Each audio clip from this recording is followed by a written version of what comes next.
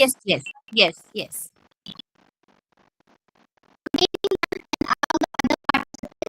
On behalf of Shivi Forensics, I extend a warm welcome to today's session titled Burn Pattern Analysis, Reconstructing the Origin of Fire. I am Srivati, event coordinator, and it is my pleasure to introduce our esteemed speaker, Mrs. Ruchi Mishra.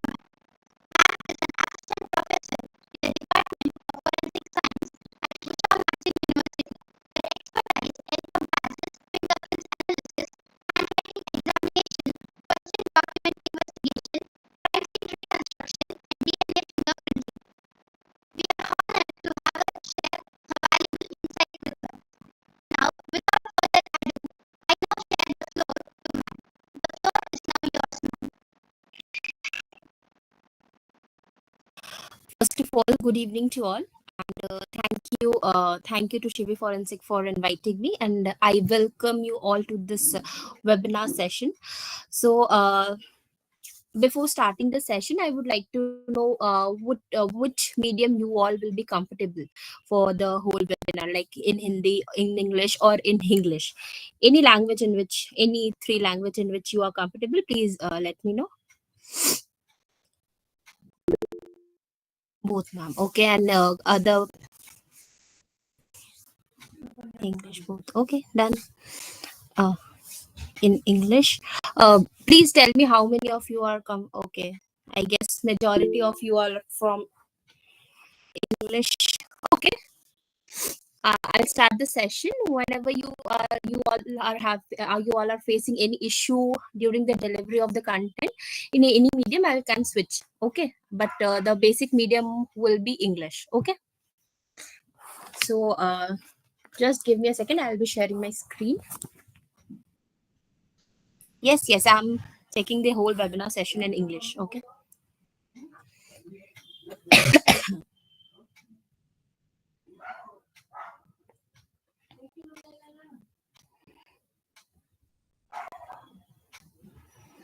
So, today's topic is basically burn pattern analysis. Now, this burn pattern totally come from this fire and arson thing that we majorly cover in forensic chemistry, right? So, before going deeply into the burn pattern, we'll firstly study exactly what is fire tetrahedron, what is fire triangle, what are the different patterns that are developed whenever a scene is of arson, and what is basically different types of fire that we often encounter in our life. Okay, so let's begin the session. So the very first thing that we have to understand exactly is fire. What exactly is fire? Fire is not something just any object or any uh, thing that we see normally. It is chemical reaction, right? Now, chemical reaction that in result it releases a energy in the form of heat, energy in the form of light, right? So this is exactly fire. Whenever we talk in more precisely, when we talk about exactly what is fire, what is the type of reaction that is happening whenever a fire ignite, is basically a combustion reaction. Whenever a fuel reacts with oxygen that is majorly present in your atmosphere. Okay, our earth atmosphere consists of almost about 21% of oxygen, and for a fire to generate, only 16% of oxygen is required. So in our earth atmosphere, abundant amount of oxygen is present. Okay, so as I was saying, that fire is a combustion reaction in which a fuel, okay, a fuel, we'll discuss ahead. Okay, what exactly is fuel? Fuel is anything that catches fire. Okay, whenever a fuel reacts with oxygen, a chemical bond inside a fuel molecule breaks, changes to form a more stable compound. Okay, more stable compound, and during this process it produces a energy in the form of heat and light. This is basically your fire. This is how we define fire. This is the chemistry of fire, exactly what is happening inside the fire. Now, whenever earlier we used to talk about this concept of fire triangle earlier. Okay, in fire, just right now I have said, for a fire to begin, what happened exactly? A fuel reacts with oxygen, है ना? In that process it releases a energy in the form of heat and light. Okay, so fire triangle told us that for a fire to generate, there is only a requirement of three major components, that is a fuel, a heat, and a oxygen. Okay, and when these three elements combine, it will form a fire. Okay, however, this fire triangle was not talking about a continuous chain of fire. It's not like that. It's not like that when the fire is only a small lived fire. We often see a fire that are majorly long lived forest fire that sustain for almost 2 to 3 days. Okay, so from that concept, your fire tetrahedron came into existence. Okay, so from that, okay, from that, your four major components came into play whenever we talk about this fire. For a fire to take place in a continuous basis, okay, in a continuous basis, and for a fire to propel from one place to another, there is a requirement of four major components, that is fuel, okay, heat, oxygen, that was earlier present in your fire triangle as well. Okay, and along with that, there must be a presence of a chain reaction. A chain reaction. Oh, so sorry. I should. Yes. There must be a presence of chain reaction. What does this chain reaction mean? This chain reaction means the supply of this the three main components that we have already talked in the fire type triangle. These three components should be there in the fire on a continuous basis. So this fire tetrahedron told us, for a fire to sustain for a very longer period of time, there is a need of continuous chain reaction, which means all the three components, that is fire, that is fuel, heat, and oxygen, should be supplied on a continuous basis. Okay, I hope this is clear.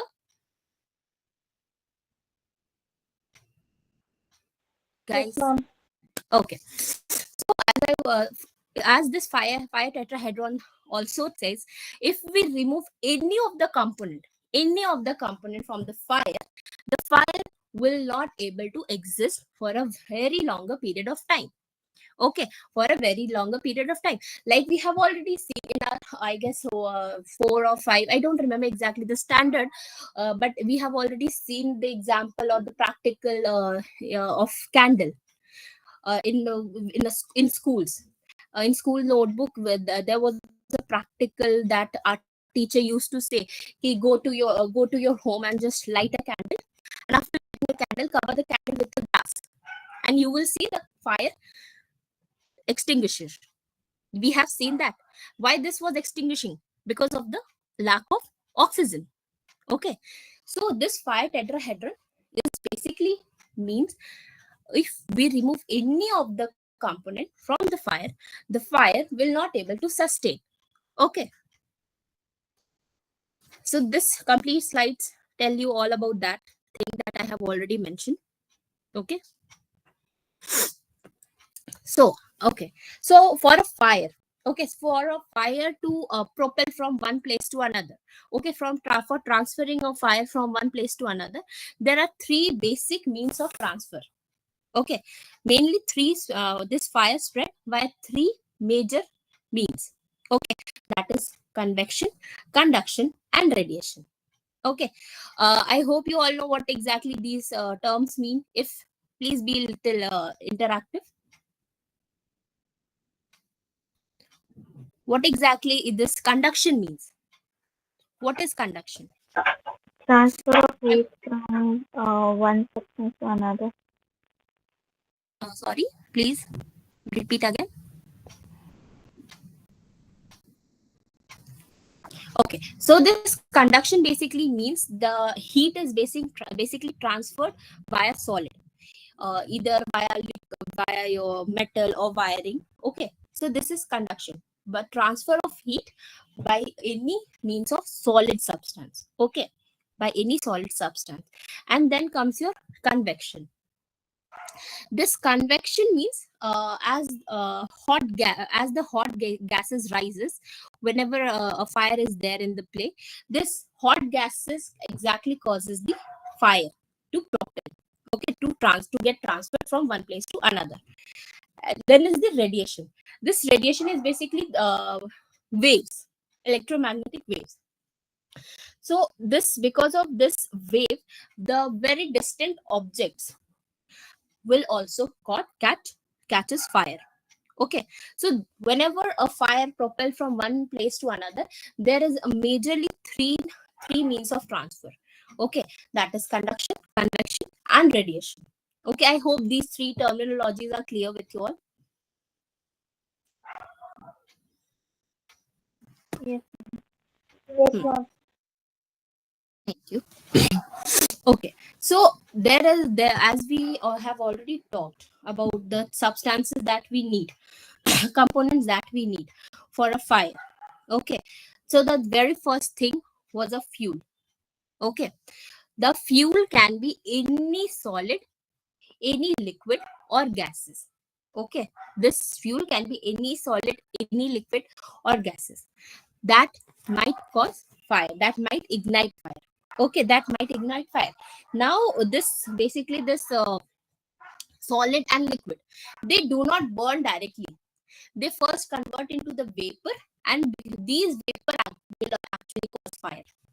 Okay, so these solid and liquid will catch fire by pyrolysis, that is by converting them into a fire, into a vapor. Okay, and now there are certain terminologies related to that. Okay, related to that, sorry. Okay, related to that, the very first terminology is basically a flash point. What exactly is flash point is like, it is the lowest temperature at which a liquid or a solid fuel produces enough vapor to form a flash. Okay, it is basically a producing a vapor that will cause a flash. Okay, in this there is no case of catching fire, just a flash. Okay, and then comes a fire point. Okay, now this fire point is basically temperature at which a fuel produces enough vapor to sustain a continuous burning. Okay, to sustain a continuous burning. Now this basically this point is majorly higher as compared to the flash point, and higher about 5 to 10 degree higher, 5 to 10 degree from the flash point. Okay, and then comes your ignition temperature. Okay, now this ignition temperature is basically a minimum temperature at which material ignites spontaneously without any flash. Okay, without any external flame, only heat. Okay, only heat is required for fuel to catch fire, only heat. Okay, and then is the piloted ignition. Piloted ignition is a term basically, is when any fuel ignite in the presence of external ignition. Okay, any spark we provide from our end, like via your matchstick. Okay, this is basically a piloted ignition. Ignition temperature is basically catching fire without any external source, and piloted ignition is basically catching fire with external source. Okay, so this is basically the first thing that you have to remember. That heat, the very first thing is the solid and liquid do not catch fire directly, they'll convert into a vapor, and from that your other terminologies, that is flash point, flame point, ignition temperature, and piloted temperature comes into ignition existence. Okay, and then is the fuel. Okay, majorly in case of arson, we often use liquid, that is kerosene, kerosene and petrol, diesel, kerosene. Okay, and also gases can also be used. Okay, gases like your LPG cylinder gas. Okay, these things can also be used. Okay, So now these fuel is also one of the component that majorly plays a very important role in catching fire. Okay, then is the oxygen. As we know that oxygen is a primary requirement for a fire of a fire. Okay, and only 16% of fire of oxygen is required for a setting of fire. And as I have already mentioned, our earth atmosphere do consist of 21% of fire, oxygen. So that means our earth atmosphere do have abundant amount of oxygen, right? So the natural source of oxidizer is basically your oxygen from the atmosphere. Or else we can also provide chemical oxidizer. Okay, chemical oxidizer. In case of chemical oxidizer, if whenever we found any kind of chemical oxidizer from the crime scene, it clearly indicates the presence of arson. Okay, presence of arson. Because in normally we do not keep any kind of oxidizer at home. Okay, and even if we keep, there is a certain place where we will keep, not like the patterns that we will see in the coming slides. We'll talk about that. Okay, so this oxidizer, presence of any chemical oxidizer, is also an indicator that there might be a case of arson. Okay, and then is your mixing and proportion.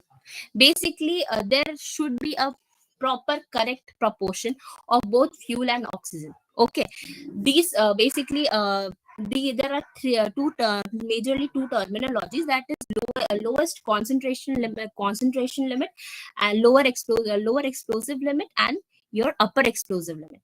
Which means the lowest concentration that will burn fire, that will ignite fire is basically a lower explosive limit, and highest is the vice versa of that.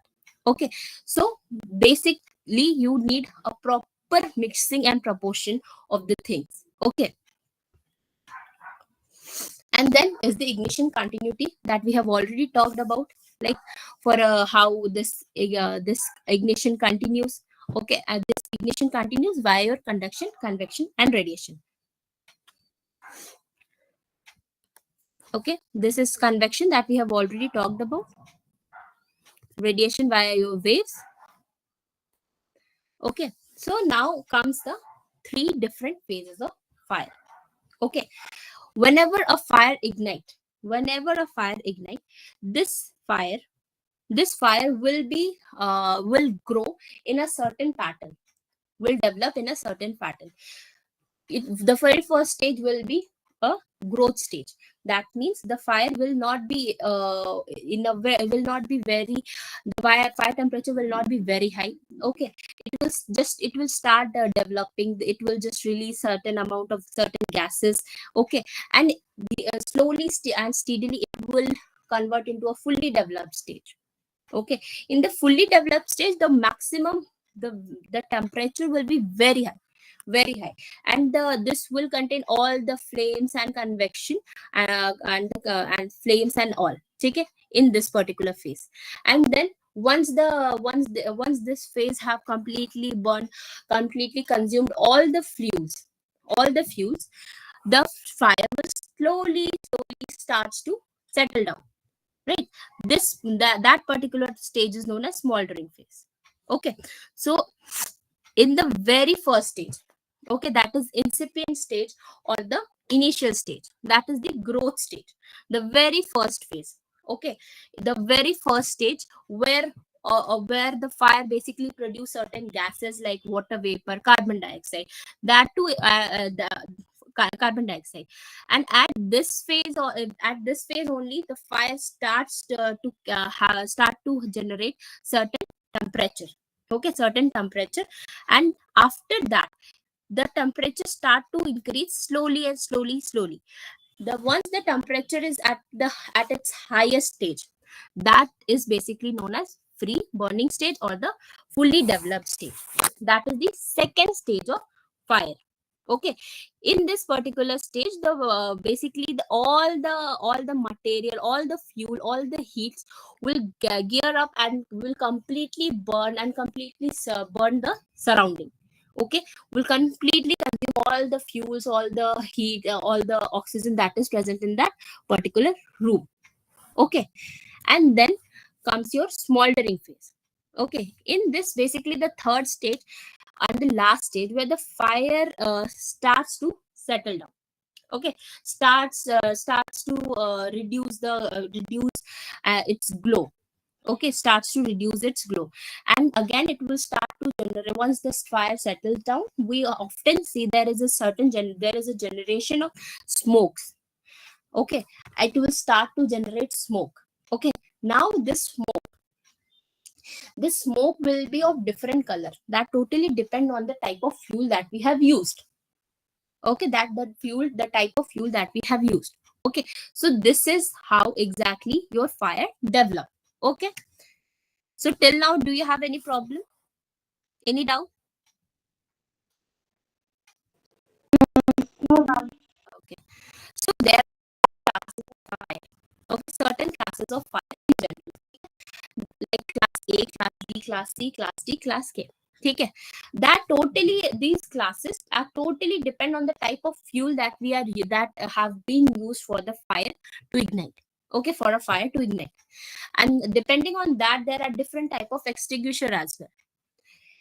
If you guys do have any opportunity, do visit any fire station nearby you. You will definitely see all these things. They will show you the class A, class B, class C, class D, and class K type of fire, and also the type of extinguisher.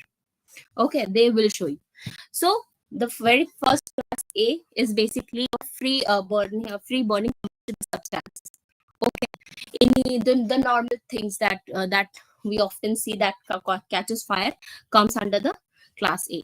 Then class B is basically burning liquid or gases. Okay, and class C is electrical fire, and then is your metallic fire, and then is your cooking or grease oil fire. Cooking fire and your is totally different from the burning liquid or gas fire. Okay, so depending on that, different type of extinguisher are used. So also there are, whenever we talk about fire, the fire are majorly can be caused because of the natural causes, can be caused because of some undetermined factors, can also be caused because of some accident, and can also be caused because of the arson. Okay, arson. That is incendiary fire cause. Okay, so now, whenever a fire is caused because of any accident, okay, any of the accident, and not because of the any deliberate or any motive behind that, that is basically known as accidental fire. Okay, like basically the fire that might ignite at your home because of the cylinder, that is an accidental fire. Okay, because there is a no case of any motive behind that. And then is your natural fire, basically your that might be maybe because of the lightning, that fire, forest fire. Okay, these all are your natural fire cause. Sorry. And then is your incendiary fire cause, that is the arson, the deliberate causing of fire. Okay, this is basically a fire. In this incendiary fire, the person do have certain motive behind that. They do have certain motive, they do have certain intention to do any kind of activity. And then there are certain undetermined cause of fire. Okay, that is known as basically undetermined fire causes. Now moving ahead to our major topic, that is your arson. Now, as I have already mentioned, what is arson? Any deliberate and malicious intention behind setting of fire. Okay, that is known as arson. Okay, and it's not like that this arson is limited to just to building. It might include vehicles, it might include forest or any other industries, or any company. Okay, that this whole thing, any asset, okay, that was caught fire with the malicious intention is basically arson. Okay, so there are different motives behind arson. Like the very first motive is your revenge. Now this revenge is basically this revenge out of anger, jealousy, any kind of personal conflict or grudges. Okay, now in this particular thing, the target is usually a person or a business or any property against whom the offender feel any kind of anger or jealousy. Okay, this is the major cause of fire. And then is the vandalism. Exactly, this vandalism is often basically the crime of opportunity. Okay, and this crime, this majorly involves all the young offenders. And also the major intention is to set mischief or any kind of destruction or just for thrill. Okay, in this vandalism they do not have any specific target, just for fun or just to mischief they are doing this. Okay, or just to create some uh, danger, they are doing this. And then is the profit. Okay, now individual may intentionally burn property for fraud, for the fraud claims. Okay, fraud claims, and just to escape debt or gain any financial benefit, they might do that.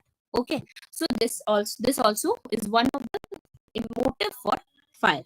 Okay, and then is the crime concealment. Now, when we talk about crime concealment, this fire may be used to destroy any kind of evidence. Okay, any evidence that we might get from the crime scene. Okay, so this is basically your crime concealment. And this crime concealment is basically what's the goal of it? Its major goal is to hinder any investigation or to avoid any kind of detection or to mislead any investigation process. Okay, this is the major, again, one of the major motive of arson. And then is the excitement. Okay, just for thrill or adrenaline rush, when certain people do this, this also comes under the motive. Okay, and then is the extremist. Okay, now this extremist is like basically any terrorist group or extremist group. They use fire just to spread threat or fear. Okay, or to disturb stability. This basically comes under extremism. Okay, now comes the fire scene in examination, in which we'll study about our burn pattern. Okay, now whenever we talk about this fire scene examination, there are certain things that we have to remember. Okay, why we are examining the crime scene, why we are doing that? We are doing just to examine the presence, to just to locate the cause of fire, exactly what ignited the fire, what was the cause of fire. Okay, and along with that, we are also supposed to determine the origin of fire, exactly from which point this fire began. Okay, because this origin of fire can also tell a lot about the type of crime scene it is.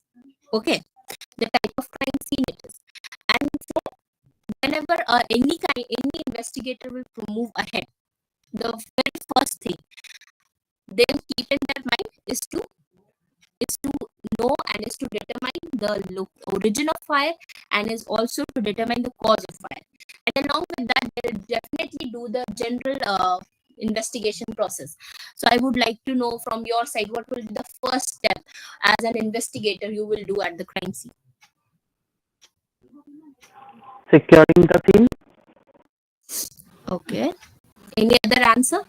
Medical assistance is needed. Yes, the very first thing you will do as an investigator is to see, is there a requirement of any medical help? If yes, we'll provide. If not, then we'll secure the scene and then we'll move ahead. After securing the scene, what will be you will do? Documentation. Yeah. Photography of scene. So can you all tell? Accident. Mm-hmm. To find any accident. Mm-hmm. Okay. So the very first, after the securing of the crime scene, we'll do the documentation. In the documentation, we'll start with the note making part. After note making, we'll go for photography, videography, sketching, collection, preservation, and chain of custody. These are the steps. Okay, Whenever we reach as an investigator at any arson scene, the very first thing as an investigator is to make sure that you are well equipped with your PPE kit. Okay, well equipped with your PPE kit. Okay, and after that you will enter the crime scene, and then you will see exactly is there any need of medical help or not. Okay, after that, similar steps of investigation. Okay, in this particular document, in this particular thing, that you the major evidences that you will see is the burn pattern. Okay, by a burn pattern we will easily get to know the ignition source, the kind of the any kind of accelerant was used or not. Okay, so these are the things that we will majorly see whenever we reach at the fire crime scene. Okay, so there are multiple indicators of arson. Okay, so as an investigator we have to see, is there anything that we can see? Okay, any evidences that we can see that are indicating that the crime scene is of arson. Okay, so the very first thing is to see that there are multiple point of origin. Now, in natural fires, they majorly and typically start from at into one place, and then it will travel to other places. Okay, but in case of arson, as in case of arson, there is a multiple source of origin, multiple point of origin. So again, if the multiple point of origin is there in the crime scene, we can probably assume that the crime scene is of arson. Okay, and then is the presence of accelerant. If the accelerant is present, you can smell a strong odor, and you can see the fire intensity and some unusual burn pattern that will indicate the presence of accelerant. If there is a chances of the accelerants, the chances of accelerants at the crime scene, that will indicate the cases of arson. Okay, and then there is a unusual burn pattern. Okay, again, in the coming slide we'll study that there are certain patterns that will form, that is V shape, U shape. These are the patterns that again will indicate the arson. Okay, and then if the in majorly what happened in majorly in any industries, even now in certain homes, we do have this fire alarm. Okay, if the fire alarm was disabled, that is also an indicator of arson. Okay, we normally don't switch off this alarm. If the alarm was disabled, that clearly indicates that the fire was pre-planned. That is an indicator of arson, right? And then is the cause, absence of any accidental cause. That is the, any short circuiting, any electrical fault, any flammable equipment appliances that might cause fire is absent. That is also an indicator that this might be a probable case of arson. As you if you are listening to me very precisely, you would have observed that I have been saying this certain places I was saying probable, and certain places I was saying that this is a case of fire, this is a case of arson. Okay, there is a reason. Okay, there is a reason behind that. If I'm saying that this is a probable, that means we have to correlate, we have to combine other evidences with that. But if the accelerant is present, if the tempered is this fire was disabled, then we can assume that this is a case of arson. Okay, there is not a case of this probability. There is a thing. There is a thing that there is a case of arson. Okay. Sorry. Now, as I have already mentioned that this color of this, there is this, whenever in the last stage, the smoke, the last stage of fire, this certain smoke and flames generate, and that totally depend on the type of fuel that we are using, as you can see in this table. Okay, that for the plastic, the black color smoke is producing, and similarly and the color of the flame is yellow and smoky. Okay, so based on these chart, we can also identify the type of fuel that was used. Okay, the type of fuel that was used for causing fire. So moving ahead, Fire scene pattern. Okay, now this, whenever we reach at a crime scene of fire, we see certain patterns. Okay, that pattern is because of the heat effect, because of the heat effect. So from that, there is a two terminology, that is fire effect and fire pattern.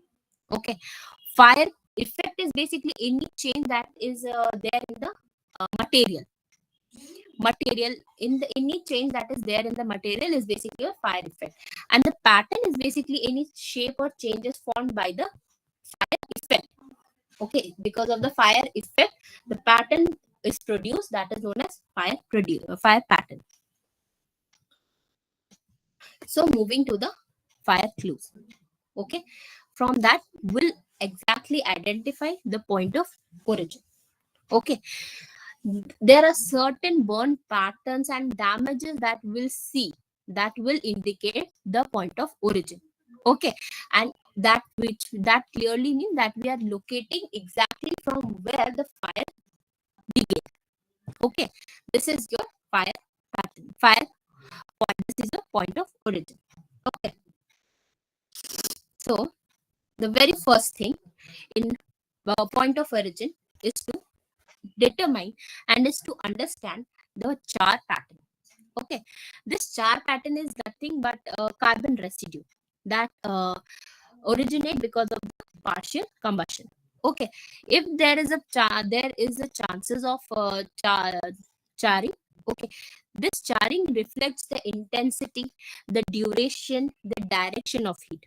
Okay, like we can see this floor in this image, there is a very strong black coloring.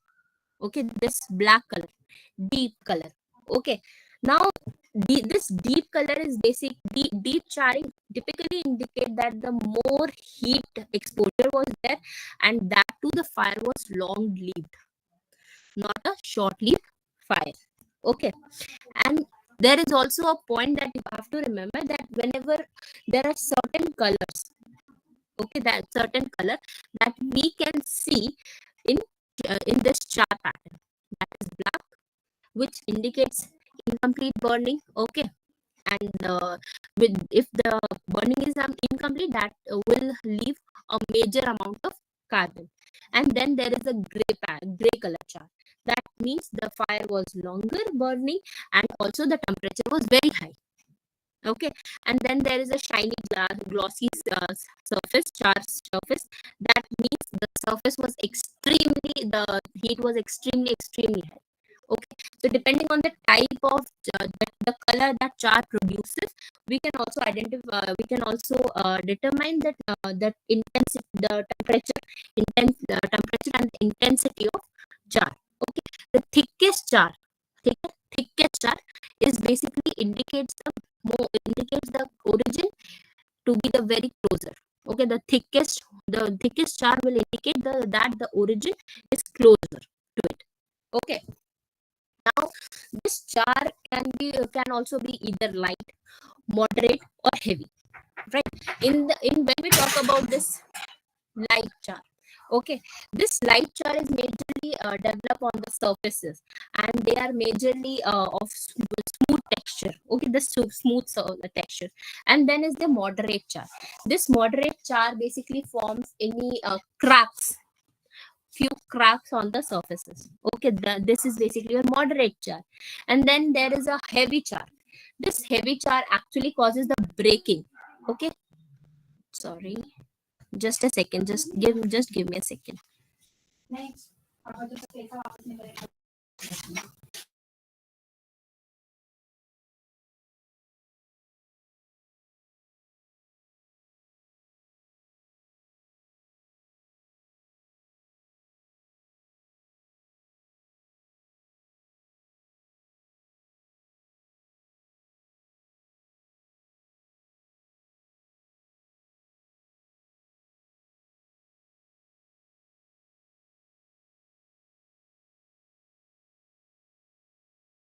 Okay, so sorry.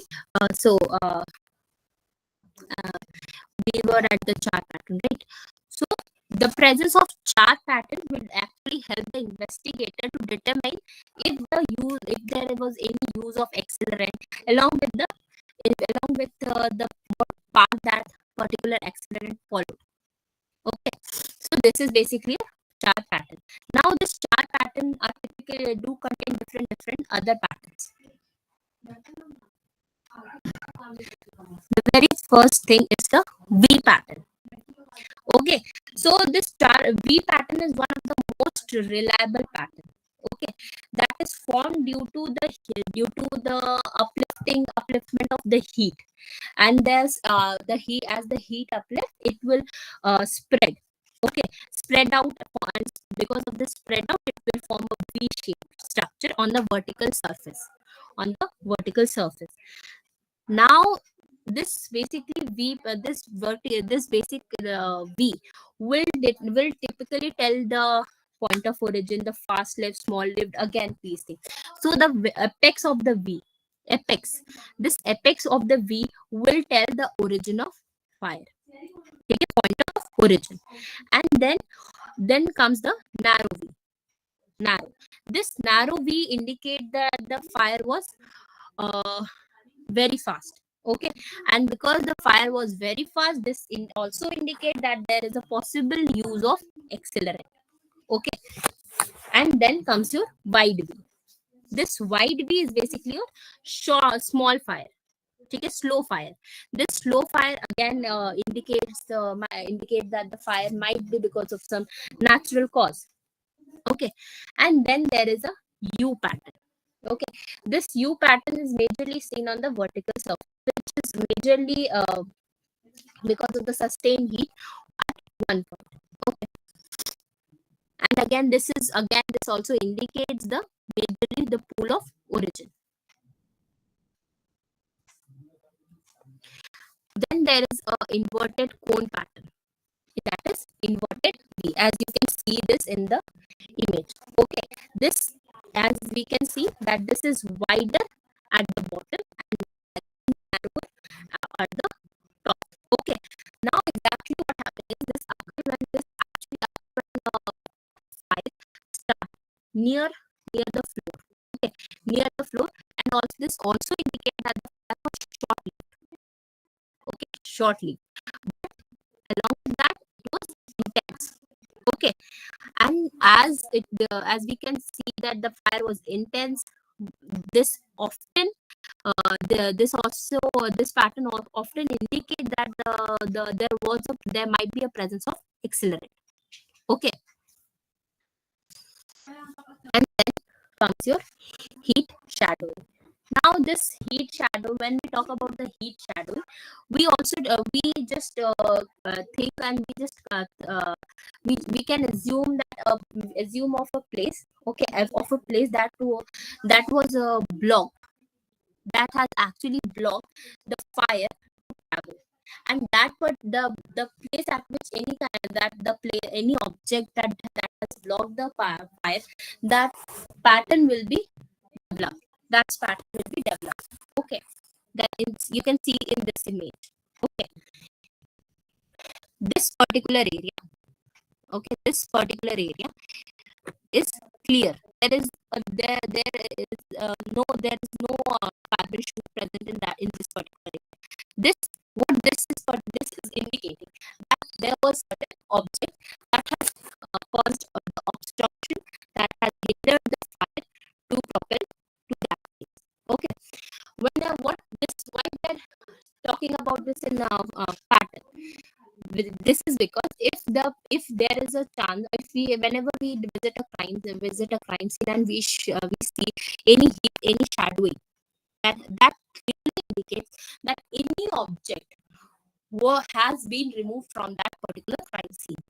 Okay, that any object that has been removed from that particular, the shape will also help us to probable, and just to get an idea of the substance. And obviously we cannot completely determine what kind of object that was present, but yes, we can easily identify the heavy object was present or the smaller object was present. Okay, so we can determine that. And then comes the glass. Okay, whenever just in case of glass. Okay, now this glass expands when expands when heated and contracts when cold. Okay, which then creates any radial cracks, concentric crack, and raising. Okay, raising is basically a web pattern of cracks, and this is basically due to the rapid cooling of hot gases. Okay, also it will cool.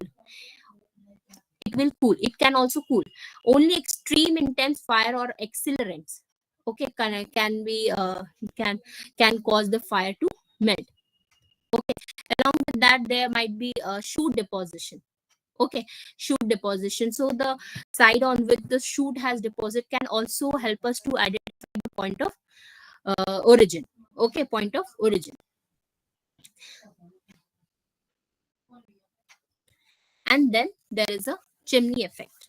Okay, now this chimney effect is basically as we know that the fire burns upward. Okay, so that's why there can be a chimney effect where basically the fire ignite at a point. Okay, and the superheated gases rises upward and form a fireball, which then continues to straight up to burn a hole in the ceiling. Okay, and with this hole is basically known as the causing of this hole is known as the chimney effect. And then there is the term that is alligatoring. Now this alligatoring is in often seen on woods. Okay, often seen on woods. Now exactly what is this? This is basically any chart that develop and that develop scales or the large scales that are larger in size. Okay, and that is developed because of the cracks.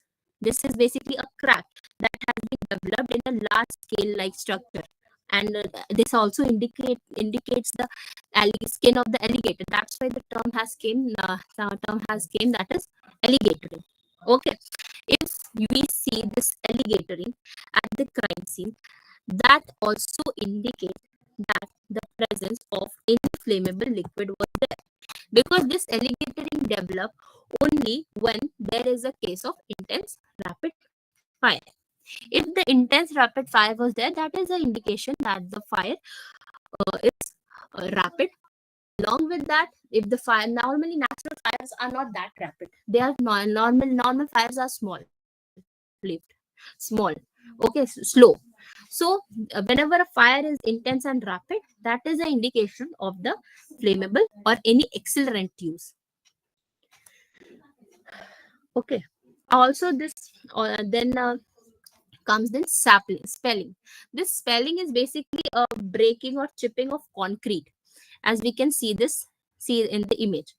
Chipping of concrete or breaking of brick or stone, and this happens because of the intense heat. When this concrete is exposed to a very high temperature, what happens exactly is the moisture gets inside it. Okay, and then it turns into a steam. Now this steam needs to escape from that particular area. So for that the pressure is developed, and the pressure makes the surface break or crack, or the paint pop outs. This is basically your sapling. Then is your steamer. Now this steamer is basically a pool of blood. Okay, a pool of blood, that is a trial of flammable liquid. Okay, that majorly carries any unnatural pattern that are often irregular, that you can easily see in this image. Okay, and again if the steamer is present, that is also an indicator of arson or the accelerant, like in this case also. Okay, as I have said, this is basically steamer is basically a pool of or trial of flammable liquid. Okay, and that is majorly causes a irregular pattern. Okay, so this is all about the arson and the burn pattern. And now as an investigator, what you will do, you will note down all the things that you have observed at the crime scene, and then you will take a proper photographs and everything, and then you will analyze the crime scene. Now, as an investigator, obviously you are going to collect that. Okay, so from the crime scene you can easily identify the case of a point of origin. Okay, I guess there is I have left one pattern actually. Okay, so there is also a case of arc discharge. Okay, that is not mentioned in this slide. There is a case of arc discharge. This arc discharge is majorly indicator and develop on the insulator, on the wires. If the cause of origin is the wire or is because of the short circuiting, that particular part or that particular part will have small bead like structure. That bead, that formation is basically termed as arc discharge. Okay, this is all about this burn pattern. Any questions?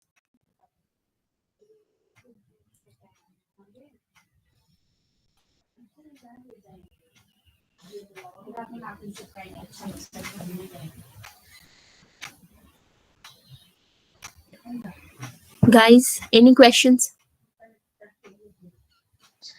No, ma'am. No, ma'am.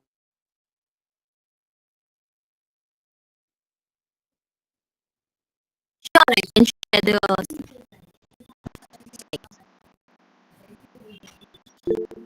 Yes, Any participants have yes, any questions, you can ask in the chat box.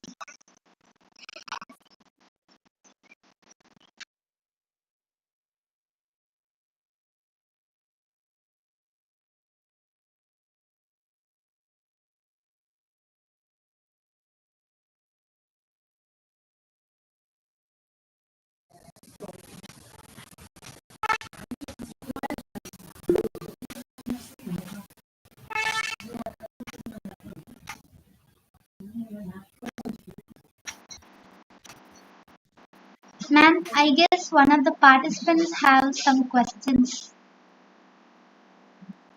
yes. I'm just seeing all the comments. I'll.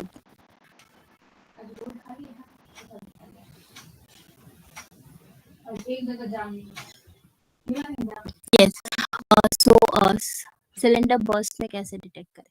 So basically, whenever a cylinder burst case came into existence, the very first thing that you can observe, that I have already mentioned, whenever you reach at the crime scene, you can see a presence of strong odor. And as we all know, that the LPG cylinder do have a very strong odor. So firstly, we have to check this odor. Secondly, the regulators, the loose regulator or the tubes, faulty tubes, rubber tubes that we can see. Okay, or even there might be a corrosion at the bottom of the regulator. That can also be because of the gasket. Okay, that can also because of the gasket. This is majorly, this is something that we examine if there is a case of normal cylinder fire. But in case of arson, okay, if the arson has been got by using the cylinders, then there is certain pattern that you have to observe at the crime scene. The very first thing, you have to look for the windows, doors, are they locked? Okay, if the windows and doors are locked and the gas is on, then again you can see, then there is a chances that there might be, might use cylinder as a cause, as a cause of fire. And then second thing you can see is basically the any is you when you will examine the complete crime scene, you will not find any other point of origin. Only one point of origin will be there, that is the cylinder. And the closed room, complete closed room, correlate this clue with the complete case of using cylinder as a cause of arson. Okay, so am I clear, Ajay?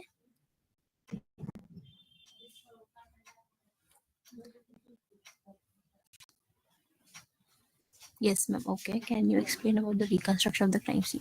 Yes. So, whenever you, as a crime scene investigator, reach at the crime scene, the very first thing, as I have already mentioned, the very first thing you have to do. Uh, Yes, yes, I'm telling that only, Kunal. The very first thing that you have to tell is to you have to do is to firstly protect and well equip yourself with the protective, with the PP kit. And the major reason behind that, because there inside the crime scene there might be certain high temperature, high heat, there will be smoke, there will be everything that might also cause you, that might cause you in unconscious. Okay, so okay, just give me a second, Ajay. I'll tell you everything. Okay. So in that case, firstly, that's why we have to firstly well equip yourself with the protective kit. Secondly, while entering the crime scene, we have to enter the crime scene in a seated position, because the gases do have tendencies to present in the upper surface. So to avoid the immediate interaction and any effect on our lungs, effect on our lungs that the effect on our lungs, that's why we have to enter the crime scene in the seated position. Once we have entered the crime scene, we have to see, second, we have to see if is there any requirement of medical help. If yes, then we have to do that. And then after that, after that, we will proceed with the documentation part. In the documentation part, what we will see, what we will do, the very first, in the documentation part, very first thing is to make a note. In the note making, we write down each and everything, the entry, exit, the number of person, the type of thing, everything that is present, that has been done at the crime scene is stored, is mentioned in the note making. And then we'll move ahead to the photography part. The again, photography, in the photography, will again, will take photograph of all the evidences or everything in a in properly. Three different types of photography is done at the crime scene. I hope you know that. If not, then I'll cover that also in the documentation of arson as well. Please tell me if you are well versed with the complete photography part, then I'll just switch to the videography.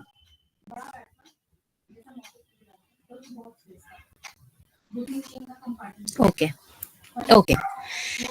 So after the photography, we'll go again, we'll do the videography part. After videography, we'll move to the sketching rough, and the final sketch is done at your police station or any other place, not at the crime scene. At the crime scene, only rough sketches are made.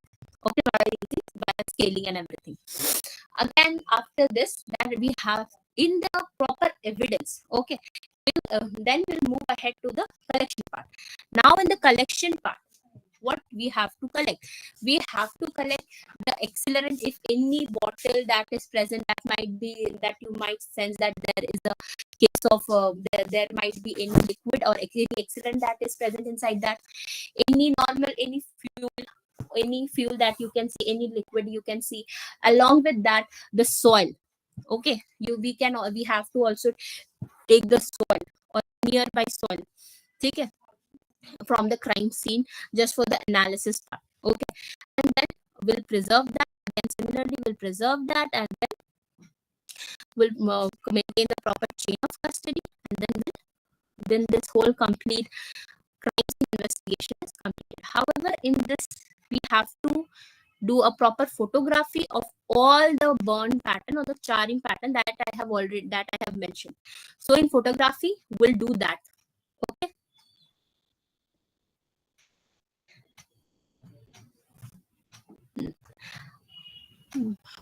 Bomb blast and cylinder blast.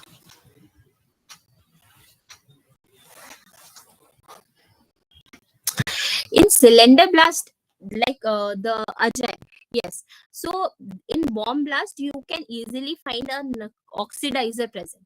Okay, oxidizer present, like chloride, nitrate. These are the common oxidizer that you can find in the bomb blast cases in a closed area.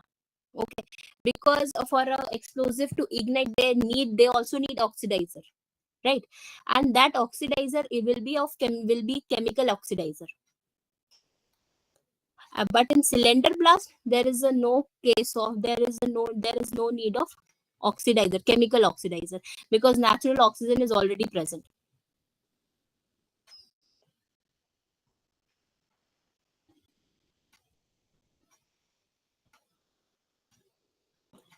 Find a burned body, so how we can determine the death? Okay, so Vanshika, so the your question is how to determine exactly the burning is the death is antemortem burning or the postmortem burning. So the clear indicator, okay, so the very clear indicator of antemortem burning and the postmortem burning is the pugilistic attitude. Okay, pugilistic attitude is basically whenever we feel this coldness, right? Coldness, we often close our body, and this closing of our body is actually a defense mechanism for any kind of cold that we are experiencing. Normally this is something that we have already done. That's why I'm taking this example. Okay, similarly, in case of fire, if the death is antemortem burning, then in that case you are alive. Any heat, any kind of heat that you are experiencing, your normal reflex will be to protect yourself. And how you are going to protect yourself? You will completely cover your body. You completely cover your body. That particular covering is often seen in antemortem burning. Okay, and when we talk about the postmortem burning, this postmortem burning is basically the body will not show any kind of pugilistic attitude. If the body was sexually assaulted and was then burned, you will see that the lower limbs will be in a spread position. There might be a limbs in a spread position, and normal burning will be there. Okay, there will not be a case of any pugilistic attitude. I'll show you one picture. Just give me a second. I'm doing a Google search of it.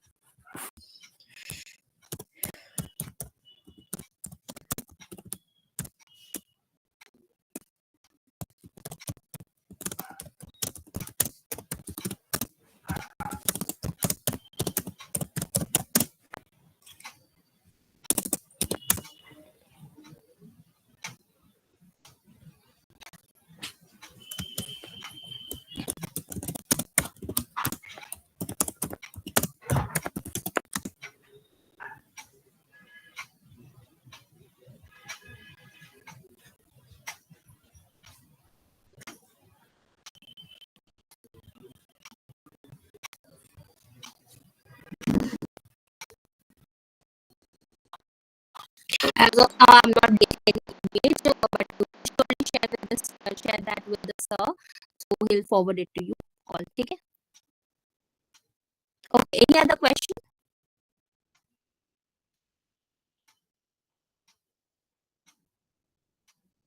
Okay. So I hope you have liked this and like the whole webinar thing, and your doubts have been clear. Any other doubt in case, then please let me know. I guess all the participants have understood ma'am's teaching. Thank you, ma'am, for your insightful presentation. We also thank all the participants for their engagement and contribution to make the event a big success. We wish you a pleasant evening and encourage you to continue your pursuit of knowledge. Good night, everyone.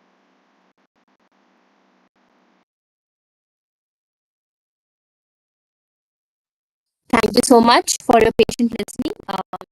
If you guys have any other doubt, then you can surely reach out to me. Okay. So good night. Have a great day.